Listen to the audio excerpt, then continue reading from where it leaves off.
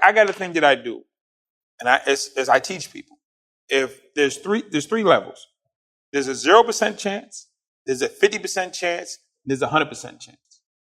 If I told you if you got one coin, and if you put it down on one of these three, there's a 0% chance the prize 100,000. There's a 50% chance prize 50,000. There's a 100% chance prize 10,000.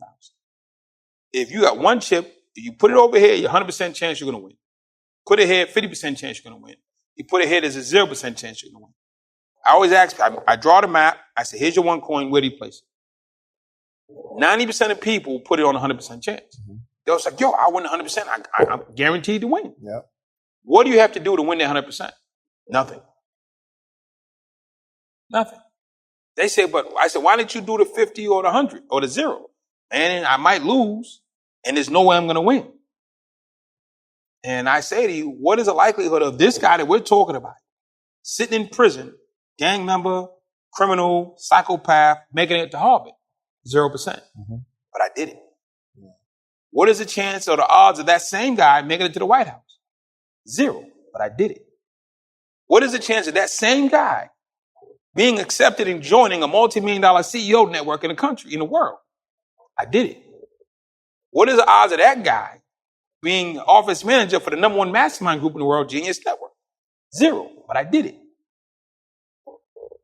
So 0% is a trick. It works. Nothing exists before it existed. What were the odds of 1975, somebody telling you you have a phone that you can text somebody in China with instantaneously? Mm-hmm. You just said 0%. Steve Jobs didn't believe it. Steve Jobs didn't believe it. What were the odds of a self-driving car 20 years ago? 0. Elon Musk didn't believe. Yeah. So what was the activity? Because we still got 8 more years of this story. The short story is, in the 8 years, I went back to school, taught myself how to read. While you were in? While in prison. Yep. In segregation. I was in solitary. Went back to school, went to counseling, went to therapy. I had mental health issues, y'all, just for the record. So I just went and got for the next 8 years of my life. I taught myself the law, reversed some cases on appeal. For the next 8 years, I worked 20 hours a day. 20 hours a day every One day. day made it, like, it changed the course for the next 8. One day, one idea. You remember the day you met your wife? Yeah. Changed the rest of your life, didn't it? Done. You get it. Wow. Rest of your life has changed, isn't it? Absolutely. Remember the day you met her? Absolutely. Where are you now? In marital bliss, boo. So people are like, how did you do that? The same way anything else happens. You met her one day, you're like, wow. And it hit you one day. You might have saw her a couple of times. One day, you're like, I want her. I need to be with her. She needs to be. You had that thought in your mind that you went about everything you had to do, taking her to dinner, buying her flowers, make sure you get the right amount of cologne on, presenting yourself in the right way, praying more, whatever you needed to do, you did. And now that you're married, you have to do twice as much. Oh, for sure. But when you had that concept of, I want to marry this woman, you went in nonstop 24-hour thinking. Yeah. Did people treat you differently with this new Dre? Did they like try you more, or did your friends treat you differently when you decided you wanted one woman in your life and nobody else? Absolutely. Exactly. They're like, "What? Come on, Dad, let's go to the club. Yo, let's go over here." You're like, "Nah, I'm focused." I used to have free time to do stuff like that. Now that 20 hours or 10 hours a week that I've been wasting on nothingness, I'm putting towards this woman because there's a benefit in the future in there. There's no future in this. Sure. But your friends still go do stuff that's not going to produce anything. Yeah. And you're not mad at them for still doing it. You just don't do it with them anymore. Right. So when I changed my life, people weren't upset at me. They actually saw there was more space for them. Mm-hmm. So I gave away the drug dealing. I gave away all the extra stuff. And I focused on me. Mm-hmm. I didn't get, hey, yeah, y'all can have all this. They're like, what? He's crazy. He's going to let us have all the drug profits. He's going to let us have all the extortion profits. He doesn't want this anymore. Dre went crazy. That was the word. Word in prison was the crazy Dre went crazy. Psychopathic Dre has gone crazy. Wow. Because he no longer wants to participate in illegal money gaining stuff. Right. So you've been changing over the next 8 years. Walk me through the first, I'm talking about like the day you wake up that morning and like this is your day to be released? I got my parole in April of 1999, and the Department of Corrections refused to release me. They told the parole board we were not released this month. Because in what? Oh yeah, and we fast forward past a lot of stuff because you were only supposed to be in for 11. 11, but you did something 14. I caught in the first 6 years to make it, or like in the first 6 years. During the first 6 years, I caught 2 attempted murder cases. But when I finally made parole, I maxed out my first sentence at 10. Then I did almost 4 in the next one. But when I got to the parole, I made parole. When I made parole, the Department of Corrections never thought it was possible. When you say make parole, what do you mean exactly? You go before a hearings board, and there's like 3 people, and they decide you should be let out early. Mm-hmm. You have to convey to them, I'm remorseful, I'm accountable, I have a plan, I have a strategy, I have support, and they look at all that, and they say, okay, cool, you can go home or you can't. So I went, and they said, okay, you can go home. The Department of Corrections, which houses us, says, not this one. You can't have him. We're not agreeing to this. They had no dog in the fight. Their job is carrying custody. Their job is not release. Even though they've seen that over the last 8 years? Doesn't matter. Doesn't matter. Doesn't matter. I tell you this here, never cheat on your wife, because she'll never forget. She might forgive you, but she'll never forget. And you won't forget. You'll forever change your relationship. Yeah, you put them through so much. Put them through. I earned that. They didn't just pick my name out of a hat. But for the long story short, I had to fight with the Department of Corrections for 6 months to actually get my release. So November 15th, I wake up, it's my day. Yeah. We go out on the yard at 8 o'clock after count, and at 8:30, they start calling names over the loudspeaker, and you walk to the gate and you leave.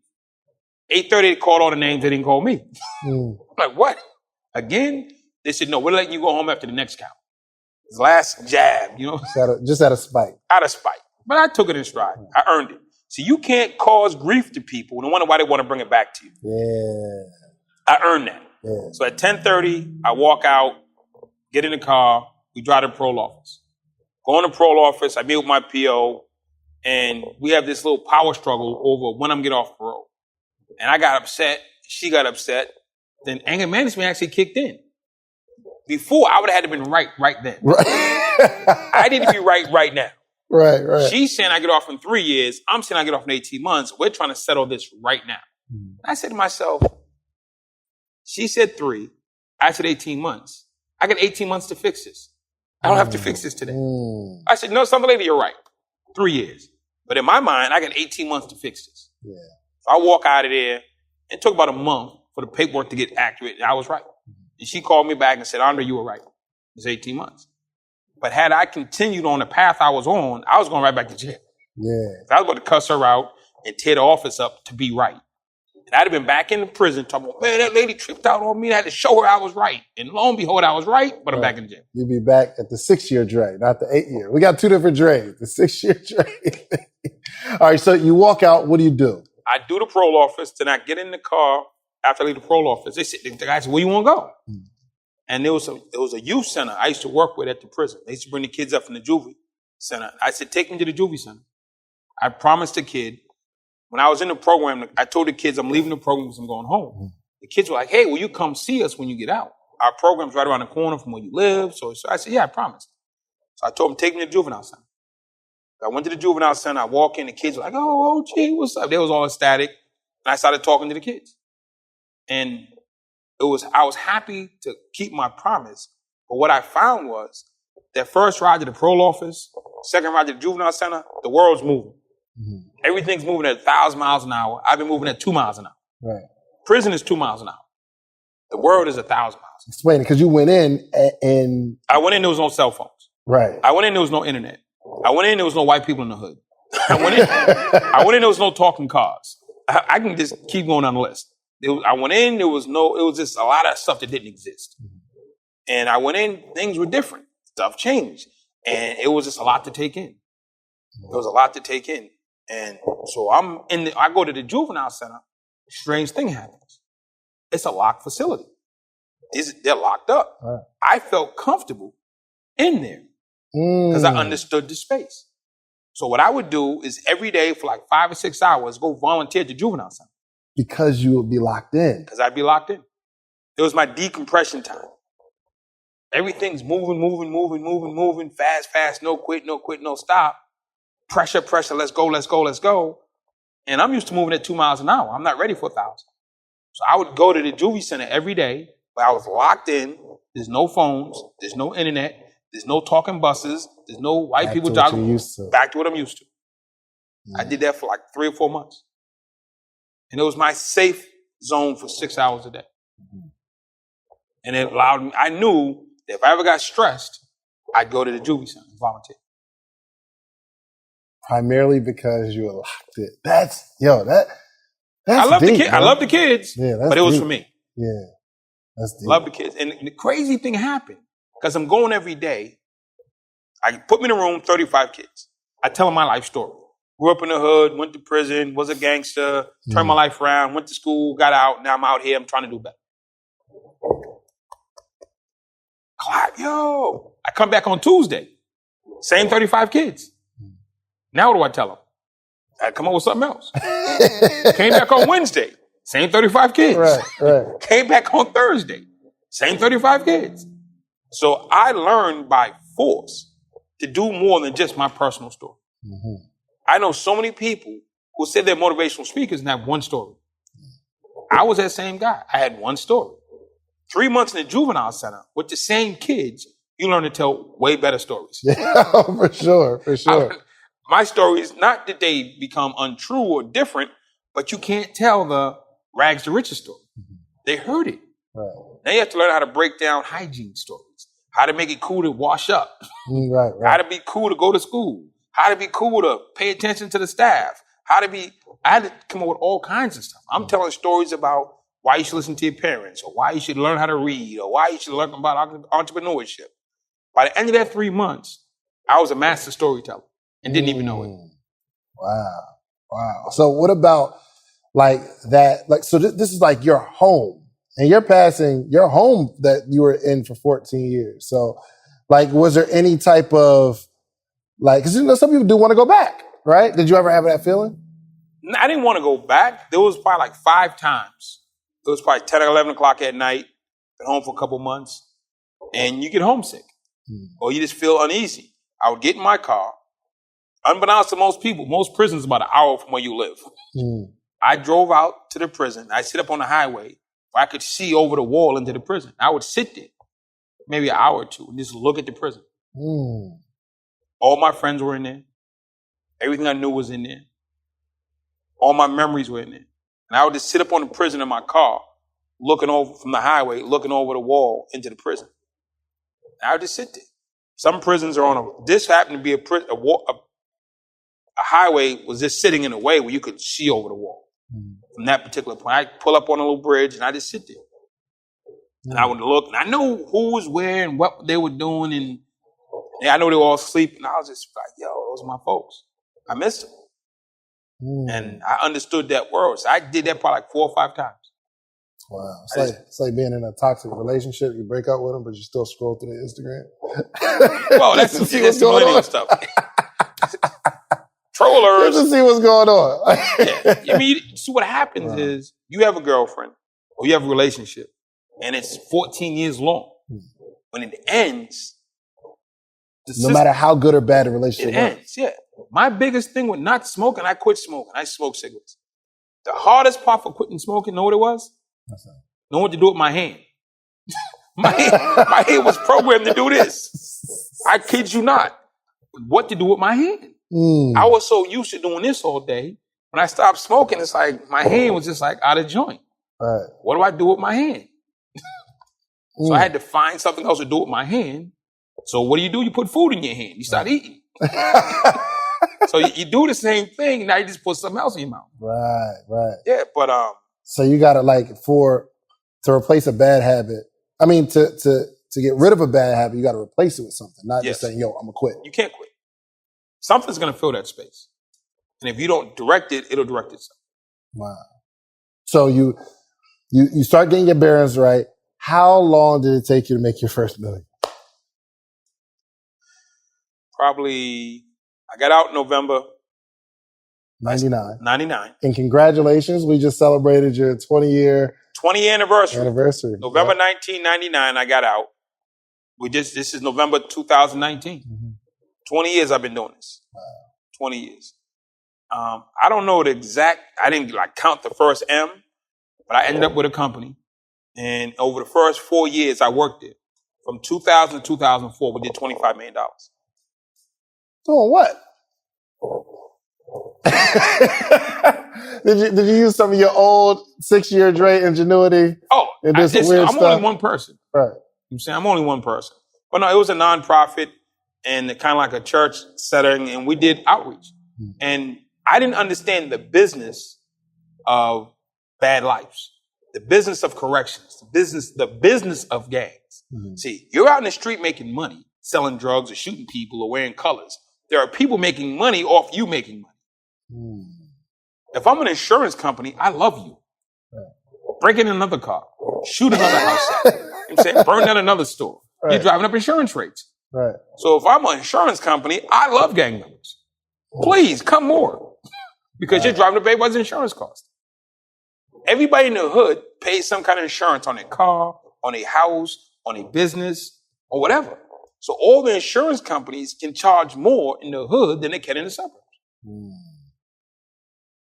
So the insurance companies love criminality. It benefits them. But nobody ever thinks that there's an insurance company. You see all these commercials on TV, get this insurance, that insurance. You never think that they understand that in the inner city where there's high crime, just do this. Go to whatever, I don't want to put anybody on blast, go to any insurance company and say you live in the hood. Give them the zip code. Tell them you got a 2019 Mazda. What is insurance for this car in this hood? Then do the same thing in the suburbs. Pick a suburban town 20, 30 miles away where there's no crime, no black people.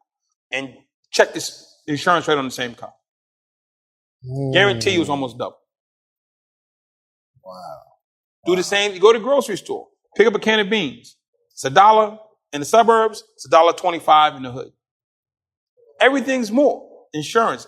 The store costs, you open the store. What does the store insurance cost? What does liability cost?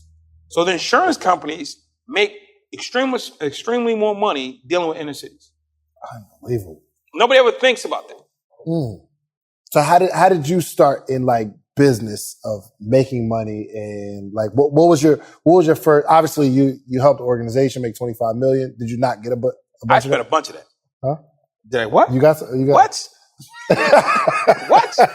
Anybody know me from 2000 2004? I used to drive a new car every day, 3 times a day. What were you doing? What did you do? For work or for the cars? Yeah, what was your means of income? My means of income, we ran a nonprofit. The nonprofit was geared towards helping violence reduction. Okay. So nobody wants kids being shot. Nobody wants people going to jail. Nobody wants their kids to flunk out of school. So we put together a team of ex-offenders, guys, gangsters who've been to jail, and we'd come talk to them kids because we were them 20 years ago. We were them. We're their big brother's best friend. We're the guys your big brother looks up to. Right. We're the guys. I originally got the originators of every gang in Boston. There's all the different gangs. I got the guy who came up with the name. Mm. So BMF, I would go get Meech. You know what I'm saying? Gangster Disciples, you go get who? You know what I'm saying? Crips, you go get Tukey and Mr. Washington, right? So I got, for Boston, the originators of every gang. Put them in one room and said, listen, this is what we're going to do. Mm.